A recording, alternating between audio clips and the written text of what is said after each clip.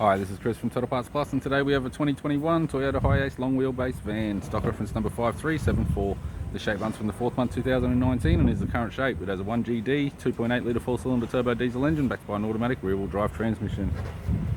1GD 2.8 litre 4-cylinder turbo diesel engine with the left front, 16-inch steel rim with a good tyre,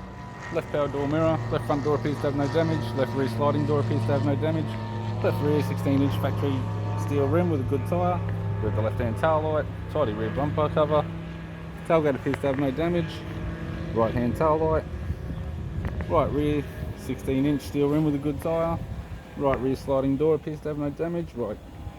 front door appears to have no damage, right guard appears to have no damage, right power door mirror and a right front 16-inch steel rim with a good tyre. We have the driver's side door trim, power window master switch. This vehicle is fitted with grey cloth interior, center console, automatic shifter, heater controls, sat nav, display screen, interior mirror, courtesy lamp, right hand sun visor, instrument cluster, and a tidy 3-spoke leather steering wheel with cruise audio and phone buttons.